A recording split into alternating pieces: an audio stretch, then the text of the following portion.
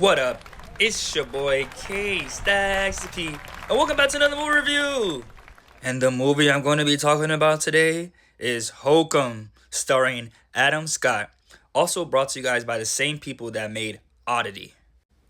And Hokum is a movie about a horror writer that visits an Irish inn to scatter his parents' ashes, unaware the property is said to be haunted by a witch. Now, you know one thing about KSTAKS, KSTAKS always keeps it a P, and I always keep it a G, and I always keep it 1,000%. Now, I was definitely looking forward to this movie. If you have seen any of the trailers, they have this little one character that has like a little furry head.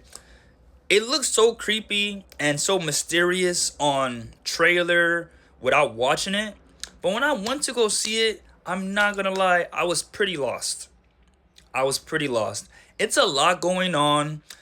Adam Scott really plays the hell out of this role because there were certain things he was doing that was just irritating me. But I always say if an actor irritates you or gets you upset, that means they did a good job really embodying that character. So as far as the actor portrayals, they were all on point. I think the story pacing and then just story just being expressed just threw me for a loop. There were certain parts where I was like, okay, what's going on? What does this have to do with the main story? There were certain plot points that they were introducing that wouldn't get filled or even make sense until later on. And in reality, if you guys know anything about me, I always like to do my research, I always like to do my homework and watch other movie reviews and like to get the story behind it. And even after getting the story, I was only able to enjoy it after someone explained it to me. So if you just watch it on first watch, it might just be a bunch of creepy things going on and this guy just being mean to everybody.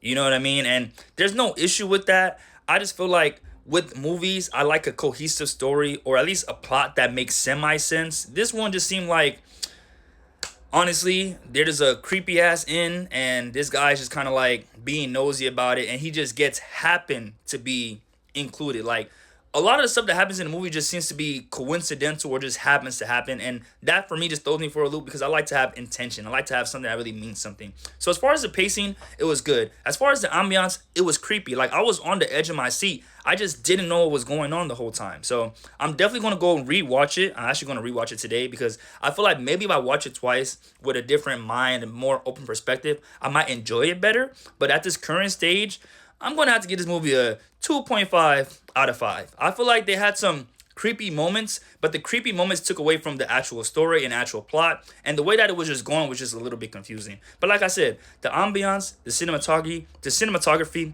and the actor portrayals, especially from Adam Scott, were all subpar. All of them did their thing, and I really enjoyed it. I just was like, kind of lost. But with that being said,